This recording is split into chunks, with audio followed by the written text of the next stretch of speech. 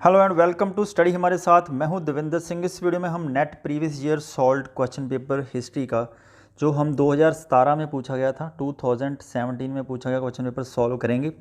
यदि वीडियो अच्छी लगे तो वीडियो को लाइक और चैनल को सब्सक्राइब करना और साथ में बेल आइकन की घंटी जरूर दबा देना। मैं सभी ऑप्शंस को एक्सप्लेन करके जाऊंगा। तो यूपीएससी हिस्ट्री की तैयारी कर रहे हैं या फिर यूजीसी नेट पेपर 2 की तैयारी कर रहे हैं स्टूडेंट्स, उनके लिए ये बहुत इंपॉर्टेंट वीडियो है। तो वीडियो को पूरा देखिएगा।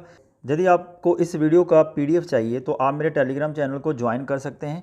टेलीग्राम एप्लीकेशन को डाउनलोड करिए और वहाँ पर सर्च करिए स्टडी के बाद स्पेस डाल लेना स्टडी हमारे साथ, और वहाँ से आप इसका पीडीएफ जो फ्री ऑफ कॉस्ट डाउनलोड कर सकते हैं। चलिए फर्स्ट क्वेश्चन है, सूची 1 को सूची 2 के साथ सम्मिलित कीजिए और नीचे दिए कूट की सहायता से सही उत्तर का चयन कीजिए। सूची 1 में लेखक हैं और सूची 2 में इतिहास की परिभाषाएँ दी हुई हैं। E.H. कार है, G.H. Elton, J.B. ब्यूरी और R.G. कॉलिंगवुड। इनके सामने इनकी स्टेटमेंट्स दे रखी हैं। ऐसी स्टेटमेंट्स को मिलान करना बहुत मुश्किल हो जाता है क्योंकि एक जैसी हैं। ऑप्शन 1 में है संपूर्ण इतिहास विचारों का इतिहास है। ऑप्शन 2 इतिहास विज्ञान है, ना है कम ना अधिक। ऑप्शन 3 इतिहासकार जिसे लिखता है वही इतिहास है। ऑप्शन 4 में है इतिहास इतिहासकार और उसके तथ्यों के बीच चलने वाला अंतर्हीन संवाद होता है। तो ऐसे क्वेश्चंस अक्सर एग्ज़ाम में गलत हो जाते हैं। इनको करने के लिए या तो आप इन स्टेटमेंट्स को रट्टा लगा लीजिए तभी होगा, नहीं तो ये क्वेश्चंस मोस्टली गलत होते हैं। और दूसरा तरीका होता है आप इसको कोरिलेट करके किसी के साथ याद करें, तभी ऐसे क्वेश्चंस हो सकते हैं। जो E.H. कार थे, इनके साथ मैं आपको दो राइटर्स और बताता हूँ। एक तो थे यथार्थवादी दार्शनिक थे माइकल स्टैनफोर्ड, और दूसरे एक इतिहासकार और थे जो उनका नाम था मार्विक।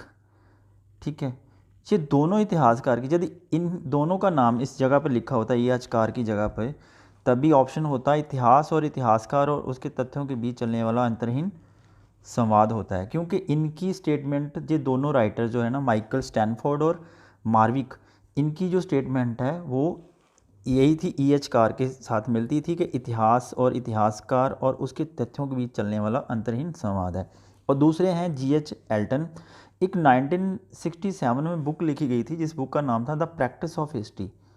द प्रैक्टिस ऑफ हिस्ट्री ये किसने लिखी थी? ये लिखी थी G.H. एल्टन ने। जब ये बुक लिख रहे थे तो इन्होंने यह स्टेटमेंट दी थी कि इतिहासकार जिसे लिखता है वही इतिहास है। जाएंगे J.B. ब्यूरी की स्टेटमेंट थी, वो कहते हैं इतिहास विज्ञान है, ना कम है ना अधिक है। यहाँ C ऑप्शन 2 के साथ मिल जाएगा। और G. कॉलिंगवुड ये कहते हैं संपूर्ण इतिहास विचारों का इतिहास होता है। तो यहाँ यदि हम मिलाएं तो ऑप्शन C यहाँ होगा 4 3 2 1। सेकंड क्वेश्चन है, सूची 1 को सूची 2 के साथ सम्मिलित कीजिए तथा नीचे दे कूट की सहायता से सही उत्तर का चयन कीजिए। सूची 1 में मध्य पाषाणकालीन स्थल हैं और 2 में आज के लेटेस्ट स्थान है। हमने इनका मिलान करना है। बीरभानपुर है वेस्ट बंगाल में, सीधा आपको मिलान करके आंसर बता देता हूँ। लोटेश्वर गुजरात में और पैसरा बिहार में। सराय नाहर राय ये उत्तर प्रदेश की साइट है एक जगह। सबसे पहले तो मैं थोड़ा सा आपको क्वेश्चंस को एक्सप्लेन करता हूँ कि 1867 में एक राइटर थे जिन्होंने इसके बारे में सबसे पहले पता किया था, मध्य पाषाणिक स्थल के बारे में। उनका नाम था C.L. क्लाइल, राइट। तो इन्होंने क्या किया था, विंध्य क्षेत्र एरिया है जो जैसे हिमालय क्षेत्र और विंध्य क्षेत्र अलग अलग होते हैं ना, तो विंध्य क्षेत्र एरिया से इन्होंने माइक्रोलिथिक ईरा के बहुत सारे पाषाणिक कालीन औजार प्राप्त कर लिए थे। वहाँ से ये पता चलता है कि ये जो एरियाज़ है ना, बीरभानपुर, लोटेश्वर, पैसरा, सरायनाहर राय, ये सारे के सारे मध्य पाषाण कालीन स्थल हैं, राइट। तो एक ये पता चलता है, और इसके साथ और भी बहुत सारी जगहें थी जिसके बारे में क्वेश्चन में नहीं पूछा गया, लेकिन मैं आपको बताता हूँ एक्स्ट्रा, आप उसको अलग से नोट कर लीजिए। बीरभानपुर तो वेस्ट बंगाल में पड़ता है, वहाँ पर एक ही साइट मिली थी जो मध्य पाषाणिक स्थल की है।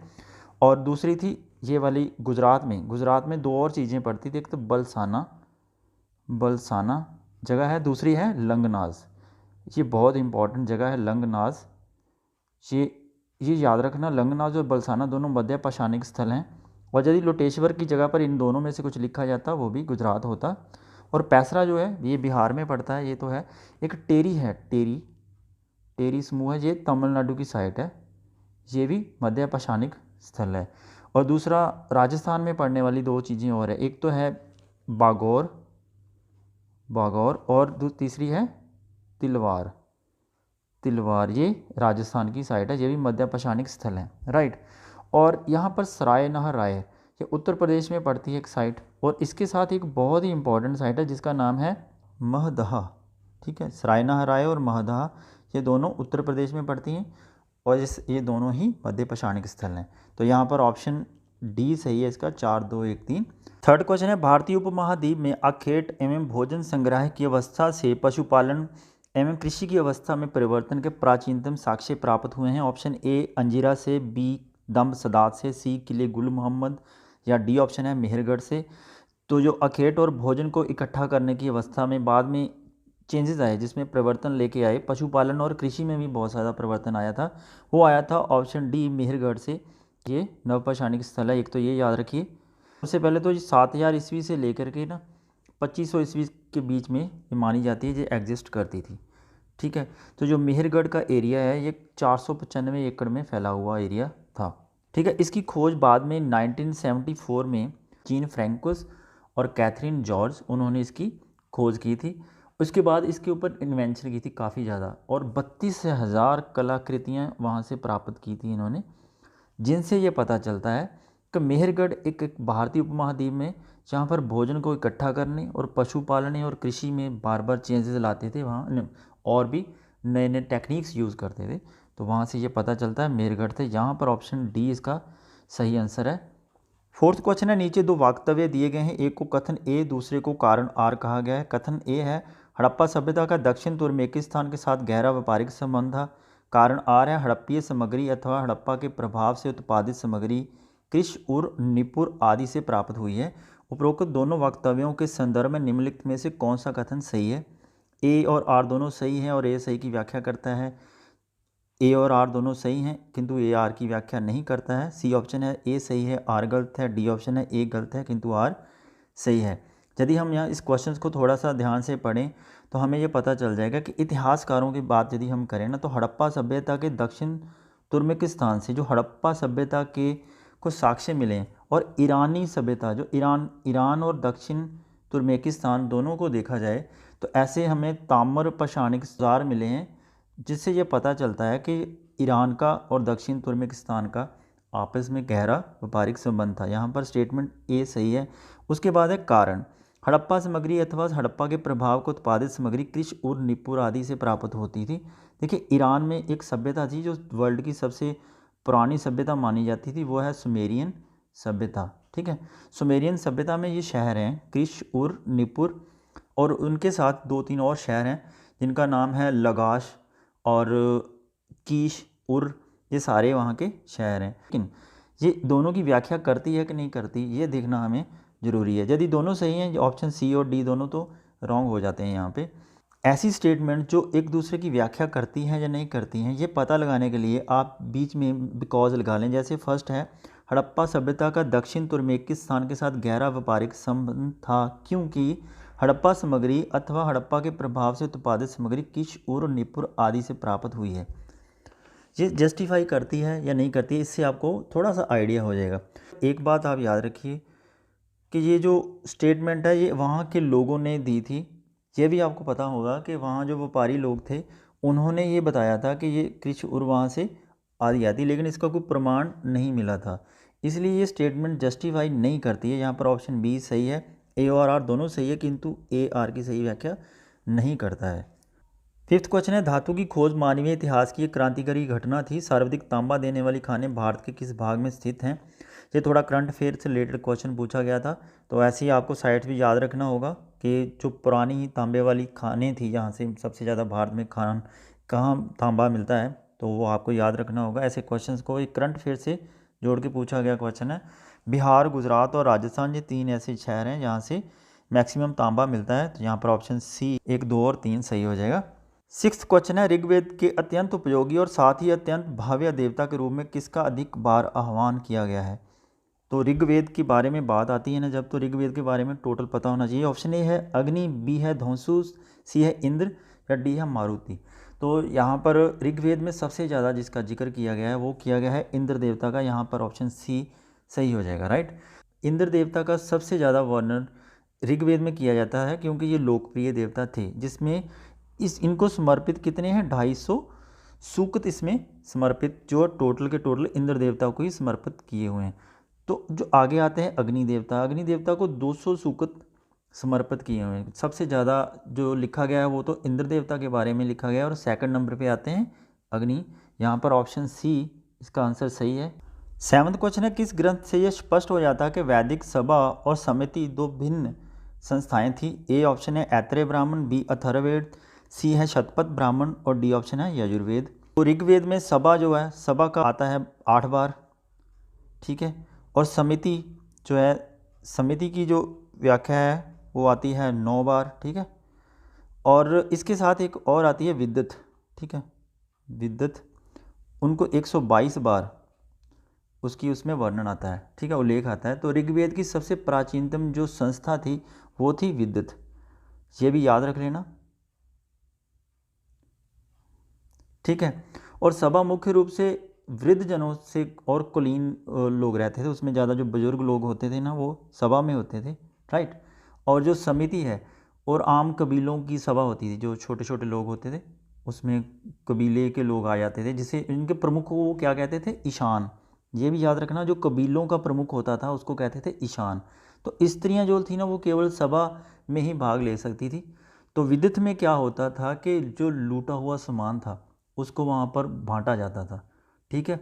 इसका जो उदाहरण है सबसे ज़्यादा वो मिलता है अथर्ववेद में। यहाँ पर ऑप्शन बी अथर्ववेद इसका सही हो जाएगा, क्योंकि अथर्ववेद में ही ये मेंशन किया गया है कि वैदिक सभा और समिति दो भिन्न संस्थाएं थी।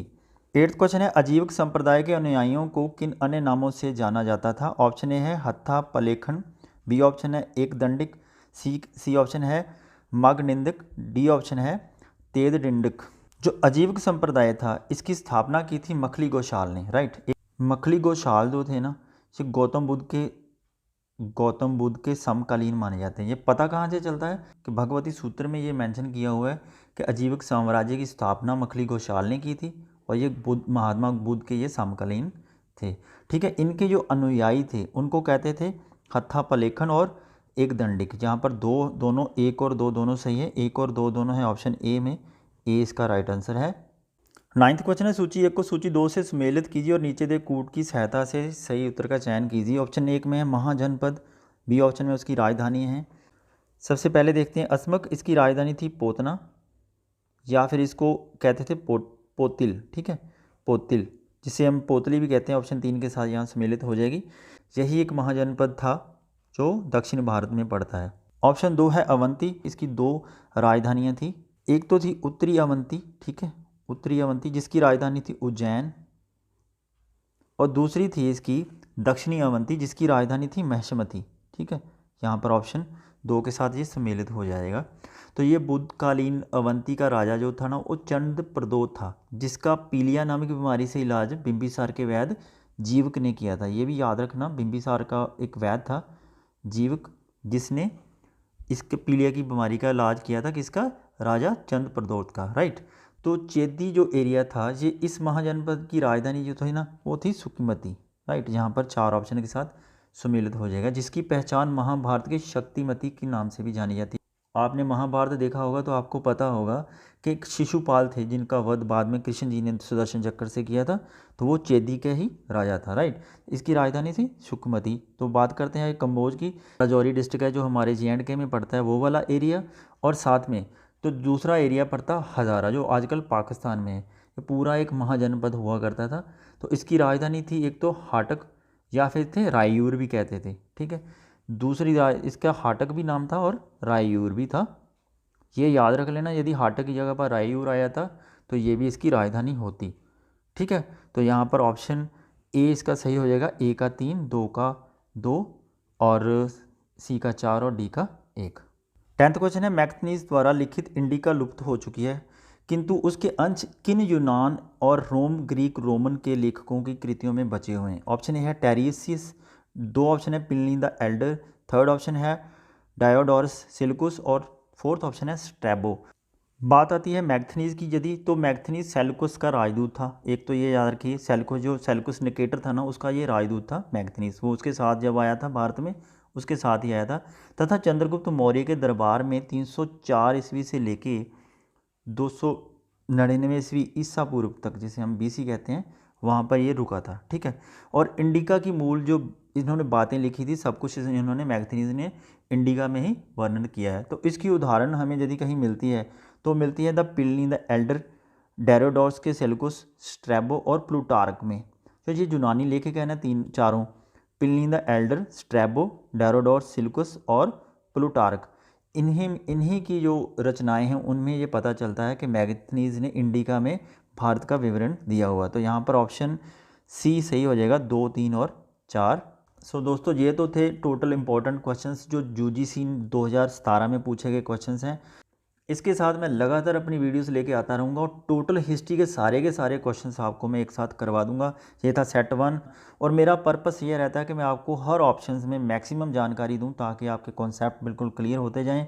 वीडियो अच्छी लगे तो लाइक करना, नहीं अच्छी लगे तो नीचे कमेंट सेक्शन में अच्छा सा कमेंट कर सकते हैं। Thank you so much by watching this video. Have a great day.